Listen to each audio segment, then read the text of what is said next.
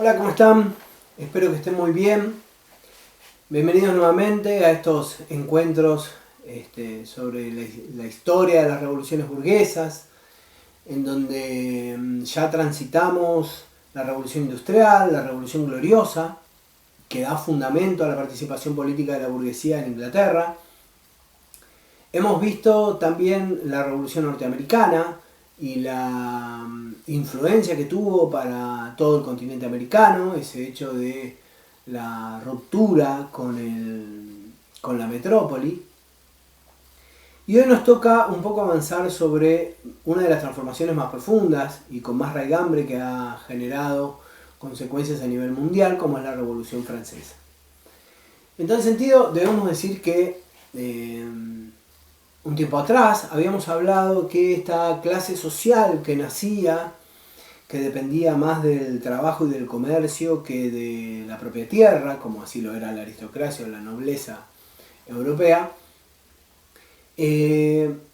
habíamos dicho cómo había logrado una cierta participación económica. Estamos hablando de las familias más acomodadas en cuanto a la economía europea, que pronto iban a empezar a demandar una participación política. Habíamos visto cómo con René Descartes había aparecido toda esta figura de lo único que no puedo dudar era que existo, y por tanto el antropocentrismo comienza a formar parte de la vida de las clases acomodadas europeas. El antropocentrismo, digo, que corre un poco esto del origen divino. Piensen que en Europa, para el absolutismo monárquico, el mismísimo Dios había entregado a través de la línea sanguínea el poder para gobernar, ¿no? Y por tanto era muy reducido el acceso al poder político. La burguesía, que ahora tenía el dinero pero no tenía la participación política, va a generar un cambio en Francia bastante abrupto, y va a generar además una red de influencia muy importante para con el resto del mundo y establecer nuevos sistemas políticos en todo el mundo. Pero debemos antes empezar a hablar de las ideas y luego del cómo era Francia para entonces, para tener una idea de por qué sucede una revolución allí. En principio vamos a hablar de la Ilustración, así como en la Edad Media se cita un tiempo de oscuridad, lo que fue el oscurantismo. Ahora bien podemos hablar de un siglo de las luces, digamos, de un devenir de una iluminación sobre esa ignorancia supuesta del oscurantismo, basado en la línea de la nobleza con la religión en la Europa continental, que fuera la gran raigambre de la Edad Media, y que ahora, como habíamos visto, esta nueva clase social con buen poder económico comienza a hacer temblequear esta alianza establecida en el régimen antiguo. En tal sentido, ¿cómo era Francia? ¿Qué ideas había en Francia? La Ilustración francesa va a tener tres exponentes muy importantes. Ya hacía mucho tiempo un señor en Inglaterra, Locke, había determinado algunas cuestiones específicas con respecto al pensamiento ilustrado, y ahora en Francia van a aparecer tres pensadores fundamentales que le van a dar origen a la Ilustración francesa. Uno de ellos es el Barón de Montesquieu. El Barón de Montesquieu toma algunas ideas de este señor, Locke, que hablaba un poco de diferentes poderes organizados en el Estado. Y él va a establecer lo que nosotros conocemos como republicanismo, digamos. Esta idea de poder dividir el poder, no en una sola persona, sino en varios poderes, específicamente en tres. Un poder legislativo, que funciona creando las normas por las cuales el Estado tiene que funcionar, las leyes. Un poder ejecutivo que ejecuta esa normativa, y un poder judicial que sanciona y regula el resto, digamos, el que no quiera cumplir las leyes creadas por el legislativo. Esta división de poderes le da fundamento a los conceptos de gobierno modernos, digámoslo así. Piensen que división de poderes que todavía nosotros aún mantenemos, pero que en ese momento solo estaba en la capacidad de una sola persona, llámese el rey. Por otro lado, aparece Voltaire. Voltaire es un pensador, uno de los más críticos del antiguo régimen francés. Va a ser un absoluto defensor de las libertades individuales. También debe haber tomado alguna que otra idea de John Locke. Pero era el que expresaba esto de la libertad individual en cuanto a la libertad de pensamiento, la libertad de prensa y los derechos de libertades individuales propios de la época burguesa. Piensen que él escribe en momentos donde, por ejemplo, no se podía tener libertad de pensamiento, no se podía hablar mal del rey. Por lo cual fue bastante novedoso en la difusión de sus ideas en la Francia pre-revolucionaria. Pero que creo yo que, o es a gusto personal, quien más influyó sobre el pensamiento de la Revolución Francesa fue Jean-Jacques Rousseau. Rousseau establece en su teoría del contrato social una idea bastante innovadora para ese momento, que hoy quizás nos parezca hasta normal. Pero piensen que, como decíamos recién, para ser rey o para gobernar un país tenías que ser hijo del gobernante, o al menos familiar, directo o indirecto, como única posibilidad de participación política. En tal sentido, en el contrato social, Rousseau plantea que hay un contrato implícito, no firmado, entre el gobernante y la sociedad a la cual gobierna. Y dice que en ese pacto la sociedad le entrega la autoridad a un gobernante para que gobierne, pero que el pueblo no reside en el mismísimo Dios, sino el poder no reside en el mismísimo Dios, sino que reside en el pueblo mismo, y que el pueblo le presta algo de ese poder o lo deja actuar, llamémosle así, al gobernante, pero siempre el poder va a residir en el pueblo. Y de hecho, dice, si el pueblo no está de acuerdo o conforme con el poder otorgado al gobernante, se lo puede quitar. Esto es absolutamente innovador para ese momento. Pensando en que, como decíamos recién, no había posibilidad de participación política. Bueno, ahora el poder no venía del mismísimo Dios como era en el despotismo ilustrado, que ya vimos cuando hablamos de las reformas borbónicas, sino que por otro lado, el gobernante era solo un articulador de ese poder que en realidad residía siempre en el pueblo.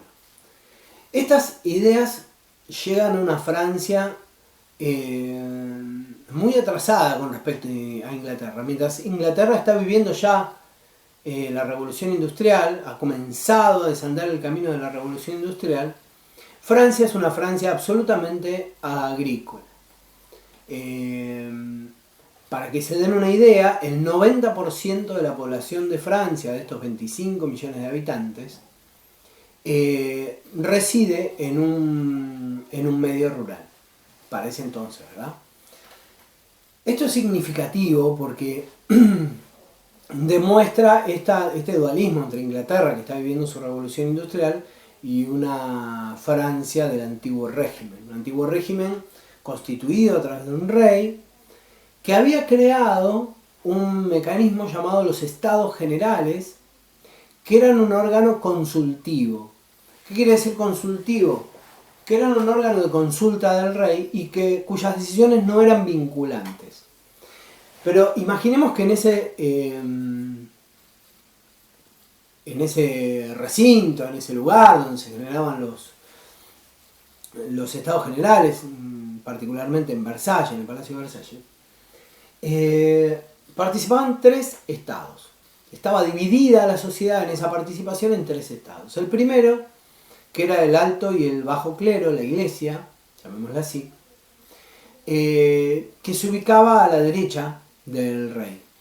En el medio, el segundo estado estaba conformado por los nobles, la nobleza. Y el tercer estado eran burgueses, campesinos, trabajadores urbanos, que representaban allí, llamémosle, las ideas populares, porque venían del estrato más bajo de la población. No del más bajo, pero sí del estrato más bajo, de uno de los estratos más bajos de la población.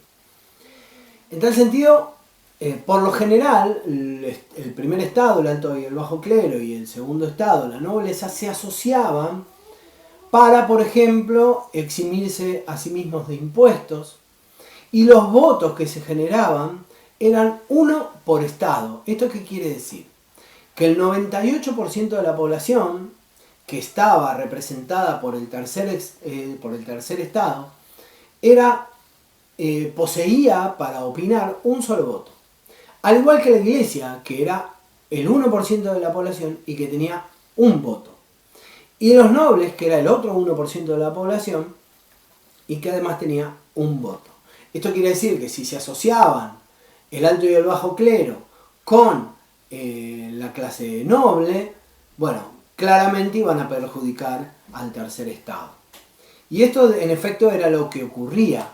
Es más, los nobles estaban eximidos de pagar impuestos y el alto y el bajo clero además percibía rentas por los campesinos, por las tierras eclesiásticas. Por lo cual no solo no pagaban impuestos, sino que además eran beneficiados con los impuestos del tercer estado, este 98% de la población que pagaba para sostener los privilegios de este 2% de la población representada en los otros dos estados. Para 1789 la cosa era bastante compleja en Francia. Como habíamos visto en la Guerra de los 7 años, aquella que citamos, previa a la Guerra de la Independencia de los Estados Unidos, donde se peleaban por cuestiones limítrofes en el norte de los Estados Unidos, lo que hoy conocemos como Estados Unidos, entre Francia e Inglaterra, había dejado sus secuelas. Tanto en el gobierno inglés, que de algún modo, por la crisis económica, los impuestos posteriores y la defraudación de muchos colonos norteamericanos, había generado primero la Revolución Norteamericana y luego la independencia de Norteamérica. Pero para Francia también tuvo consecuencias trágicas. Primero porque en 1789 hay en Francia una crisis económica muy importante, producto de las malas cosechas. Pero además porque la corona estaba defaulteada, digamos, no tenía nada de dinero, producto de haber tenido que sostener una guerra en otro continente, la Guerra de los 7 años, muy costosa, y por tanto había quedado sin aportes del tesoro. Ante la crisis económica generada por la guerra, ante la crisis económica generada por las malas cosechas, la hambruna que comienza a formar parte de la vida cotidiana de los franceses, el rey convoca, después de 150 años ya, a un nuevo Estado General en 1789. Ahora bien, a esta convocatoria llega el primer estado, llega el segundo estado, pero el tercer estado, los burgueses, los campesinos, los trabajadores urbanos, se niegan a sesionar y exigen, por primera vez en la historia de Francia, la creación de una asamblea constituyente. ¿Qué es una asamblea constituyente? Dice, bueno, nosotros vamos a ir a debatir con ustedes siempre y cuando se arme una asamblea nacional. ¿Qué es esta asamblea nacional? A diferencia de los estados generales, que ahí exigen en la asamblea un voto per cápita, es decir, un voto por cabeza. Cada integrante iba a poder tener un voto. Ya no un voto por estado como antes, sino un voto por cabeza. Claramente esto beneficiaba al tercer estado, que eran el 98% de la población. Y además de todas esas causas, encontramos la influencia de los pensadores de la Ilustración. De hecho, en la Revolución de los diputados del tercer estado se levantan y se van. Y arman un juramento, una cancha de pelota, se llama así, juramento de la cancha de pelota, en donde van a jurar no disolver el tercer estado hasta tanto sancionen una constitución nueva para Francia. Quiero que se entienda bien algo. Estamos hablando de sectores asociados por conveniencia en el tercer estado, pero que no son los mismos. Ahí hay alta burguesía y además hay baja burguesía. El tercer estado estaba compuesto por asociaciones varias, pero las más importantes son tres, que son clubes políticos en realidad. Por un lado estaban los girondinos, que eran la clase burguesa más alta. Ahí estaban representados aquellos que tenían intereses y contactos con la aristocracia y la nobleza francesa, eran grandes comerciantes. Por otro lado encontramos a los feuillants, que son en realidad trabajadores urbanos, asociaciones de trabajadores urbanos, un poco menos moderados que los girondinos, pero aún así con cierto grado de capacidad de poder adquisitivo. Y por otro lado estaban los jacobinos, los cordeleros, que eran los más radicalizados de todos, eran los más populares, llamémosles así, el grupo político más contestatario y más proclive a defender las libertades individuales por sobre los intereses generales, ¿no?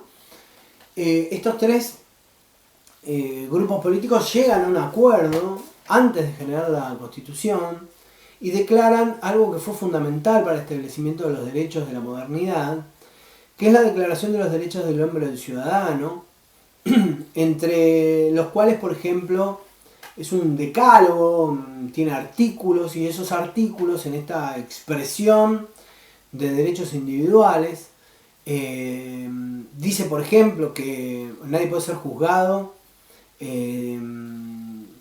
por decir lo que piensa, ni por escribir lo que piensa. Hay libertad de prensa, defiende la libertad de prensa.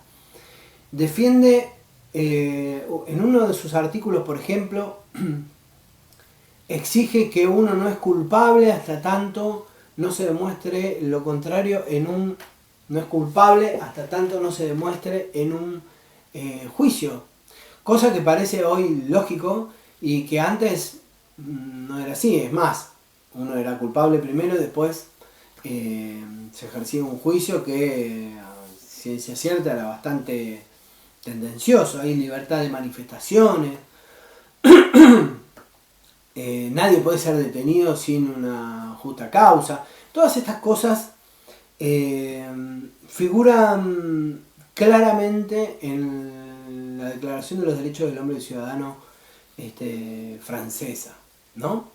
En esta asamblea constituyente que jura crear una constitución que en efecto va a surgir 2 años después de que comience la revolución, con la toma de la Bastilla, esta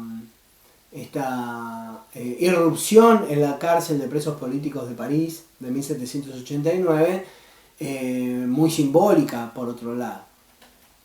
Estas ideas de las libertades individuales y demás se regan rápidamente por el interior francés, y lo primero que va a suceder es que va a aparecer un fenómeno que para la historia tradicional es denominado el Gran Miedo, en donde cientos de campesinos y pequeños propietarios salen por los campos a vengarse de tanta opresión ante los recaudadores de impuestos de los grandes terratenientes franceses. Saquean sus castillos, los incendian. Esta cuestión, llamada el Gran Miedo desde el punto de vista de los más adinerados de la sociedad francesa, obviamente, esta cuestión en particular de tener un grado de violencia importante, este movimiento revolucionario, va a hacer que prontamente sea muy dificultoso establecer un sistema como el inglés, ya que el inglés, al tratarse de, en 1688, esa revolución gloriosa liderada por la alta burguesía, va a tener una cierta moderación y un diálogo con la nobleza que le va a permitir establecer lo que nosotros conocimos como la monarquía constitucional. inglesa, en donde una Cámara de los Lores, de los más nobles, digamos, y una Cámara de los comunes, de los más burgueses, van a generar las leyes para que un primer ministro las ejecute, y el mantenimiento del sistema monárquico como por otro lado para cumplir otra función. Aquí en Francia va a ser un poco más difícil por este carácter violento que comienza a tener la revolución. Y en efecto, en 1791, la alta burguesía, los girondinos en el poder, crean una constitución, la primera constitución de Francia, de 1791, que va a esgrimir un modelo inglés. Esto es, una monarquía constitucional, donde haya participación de la burguesía en el gobierno a través de un órgano legislativo, un poder legislativo, un primer ministro que ejecute, un poder ejecutivo, pero que en la Constitución de 1791 quien ocupa el lugar de ese primer ministro de poder ejecutivo en esa Constitución es el rey, propiamente dicho. Lo que quieren los altos burgueses es no pelearse con el rey en definitiva, ya que pretenden tener una alianza directa con él en contra de los nobles, ¿no? Y, ¿por qué no?, del alto y bajo clero. Esto no va a ser bien recibido por algunas de las tendencias del tercer estado, fundamentalmente por los jacobinos, estos que eran los más populares o los más radicalizados. Dice, bueno, al final nos hablaron de que íbamos a hacer un gobierno para que caiga la monarquía, para gobernar nosotros, en pos de nosotros, y resulta que cuando cae el gobierno, el poder ejecutivo está representado por el mismísimo rey. Así que sucede una suerte de conspiración para que los girondinos abandonen el poder y tomen el poder los jacobinos. A partir de entonces se va a desarrollar la segunda etapa de la Revolución Francesa, que seguramente veremos segunda y tercera en la próxima entrega. Hasta este momento la Revolución Francesa ha tornadose entre un verdadero péndulo, desde el movimiento absolutamente monárquico y absolutista, va a girar a un centro donde los girondinos van a querer pretender transformar algunas cosas y dejar algo del sistema anterior monárquico, cosa que los más radicalizados y el pueblo no van a permitir, por lo menos, al menos por ahora. Prontamente los jacobinos van a comenzar una revolución mucho más profunda, de cambios mucho más radicales, y el rey va a huir de Francia para buscar ayuda de Austria y Prusia, que hasta hace poquito tiempo habían sido sus enemigos, pero reyes de otros países que en definitiva lo que quieren es que no les pase lo mismo a ellos en sus territorios, por lo cual van a prestar su ayuda para que el rey francés invada su propio territorio, y a eso le vamos a llamar contrarrevolución. Podemos avanzar, si se quiere, con la segunda etapa de la revolución. La Revolución Francesa va a tomar un dinamismo muy importante en la segunda etapa de la revolución y va a generar todo un cambio tan dinámico que todo aquel que quiera parar ese cambio va a ser acusado incluso de traidor. Todo aquel que ponga en duda, che, vamos a saquear, vamos a redistribuir la tierra, cualquiera, che, pero si nos peleamos con este capaz que nos hace mucha fuerza y perdemos, traidor, y terminaba las veces en un método de ajusticiamiento que fue tradicional, digamos, de ese momento, y que después pasó a la historia llamado como la guillotina. Era tan profundo el cambio que querían establecer los jacobinos que incluso popularizaron la guillotina. La guillotina, creo que todos saben qué es, una hoja muy filosa que cae sobre el cuello de los ejecutados y que les corta la cabeza rápidamente. Esto era un método de muerte a las clases más acomodadas socialmente, porque era, al menos se supone, casi indoloro, era una muerte muy rápida. Los pobres debían morir en la horca o desmembrados por caballos, ataban cada miembro a un caballo distinto y los hacían correr. El pobre tenía que sufrir, ¿no? Los jacobinos instauran esta idea de que cualquiera tiene que morir con la jacobina, con la guillotina, es decir, sin dolor, ¿no? Esta cuestión indolora. Nunca ninguna cabeza dijo que bien se siente, digamos, nadie revivió de la muerte para contarnos lo indoloro que era. Pero esta cuestión de la inmediatez de la muerte sin sufrimiento, aparentemente, se transformó en un método, si se quiere, hasta igualitario para todos. Una de las premisas fundamentales de la Revolución Francesa eran esas, ¿no? La igualdad, la fraternidad, la libertad, estas cuestiones representadas muy claramente en lo simbólico de la Revolución. Los jacobinos con este método de ajusticiar a aquellos traidores que ayudaban al rey a invadir su propio territorio, todos aquellos que querían parar el dinamismo de la revolución, van a guillotinar a 1.500 personas por mes en la plaza de París, ¿no? Una plaza que además era una suerte de espectáculo para las clases populares de ver cómo asesinaban gente allí. Lo cierto es que los jacobinos van a lograr una constitución que va a establecer un sistema democrático de participación popular para la elección de las autoridades al poder ejecutivo, al poder legislativo, y algo que hoy no tenemos en cuenta, pero que para los jacobinos los jueces, es decir, el poder judicial, también debía ser elegido por el pueblo. Este aquí que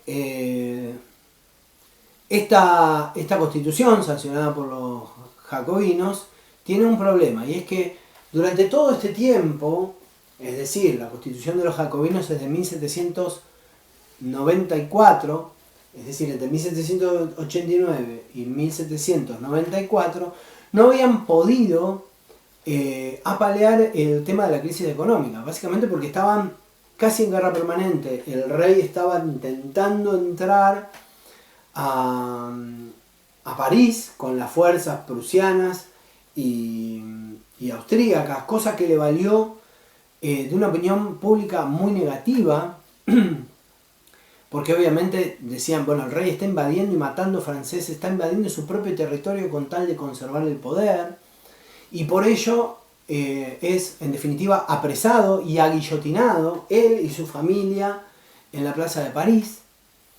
Me refiero al propio rey, ¿no? Y a la familia real, por lo cual ya no había vuelta atrás con la monarquía. Pero esta nueva constitución de 1794, con un sistema democrático, con división de poderes y demás, los propios jacobinos suspenden su ejecución hasta tiempos, dicen ellos, menos violentos.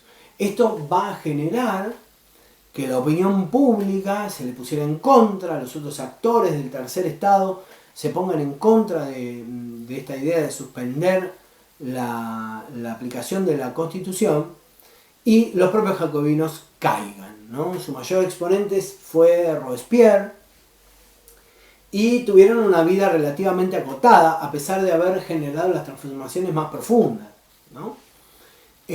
Para que volviesen al poder la alta burguesía, una consolidación ahora entre los girondinos y los feuillants, que van a durar poco tiempo en el poder también, porque mantienen la moderación de la Constitución de 1791 en vez de la de 1794, y como no pueden salir de la crisis económica todo el tiempo y hay revueltas populares por toda Francia, lo que va a ocurrir es que estas clases acomodadas, la alta burguesía, le vaya a pedir todo el tiempo a las fuerzas militares ayudas para contener el clamor social y popular, y las fuerzas militares se niegan a acompañar ese movimiento, prefieren mantenerse al margen de ello. Tanto le piden que en 1799 van a dar un golpe de estado, van a decir, bueno, si ustedes no pueden contenerlo y nos piden ayuda a nosotros, déjennos a nosotros que nosotros gobernamos.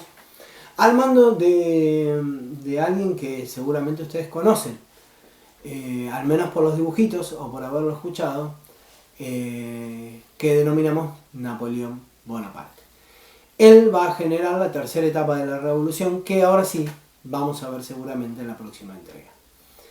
Bien, en el tablón vamos a dejar algo de material de lectura para que puedan ir leyendo sobre todo esto que les cuento y poder a partir de la próxima clase arribar a la tercera etapa de la Revolución Francesa, que es bastante compleja de entender porque se da en múltiples